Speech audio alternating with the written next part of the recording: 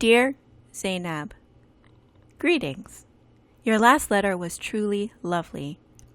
Since I was fortunate enough to be one of the attendees at the online video conference VidCon, it was interesting for me to hear your perspective on what internet friends mean to you. In the last 4 years since finding Vlogbrothers, I have made friends with people all over the world, found some of the closest friends I have ever had in my 34 years. That's right, I'm a year older now. Had the privilege of flying out to California twice, read 5 new books, which for me is a something, worked on projects with people I have never actually met, donated to charity every single year, and successfully started and maintained 2 YouTube channels and a podcast, which I promise to get back to soon, as well as collaborating regularly on 2 other channels. And I have plans to do more. I have had the fortune to meet a few of my favorite creators in real life, and some of them even know me by name. I have grown so much as a person by listening to the stories of people who exist outside of my experiences, and have grown my group of friends to an almost, but not quite, unmanageable level.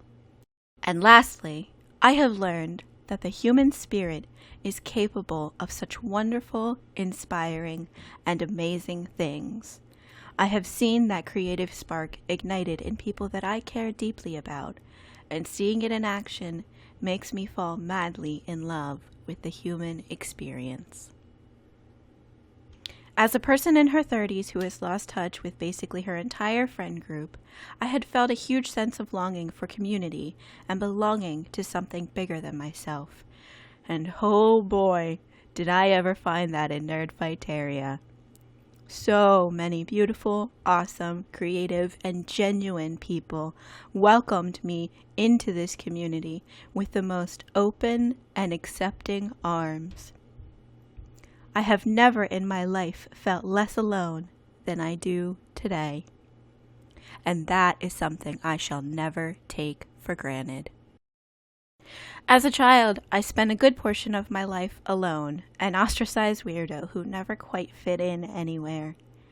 As an introvert, I had a hard time making friends, and as a person with undiagnosed depression and anxiety, I had an even harder time keeping them.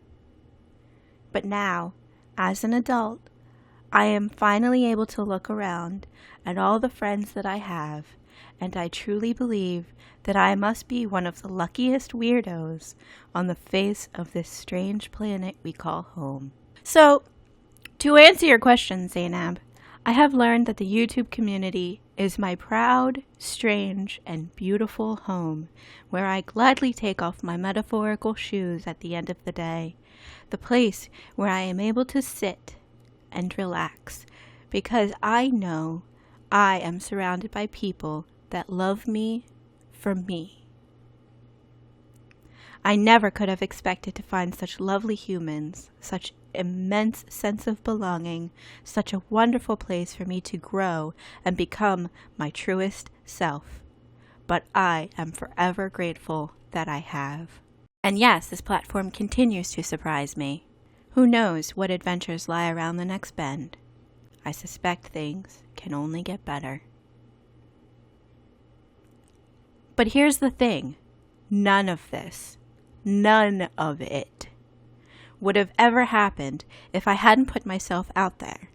And none of it would continue to happen if I decided to leave tomorrow. This community, as rare and precious as it is what we decide to make of it. What we invest is what we get out of it. And although we would like to stay here forever with our friends, the duties and responsibilities of the outside world always come to call. And so, like Gandalf said to Frodo in the Mines of Moria, all we have to decide is what to do with the time that is given to us. So my question to you is, how do you decide to spend the time that is given to you? How do you get the most out of the community without having all the time you'd like to invest? I look forward to hearing from you next week. Your friend, the loved and lucky weirdo, Liz.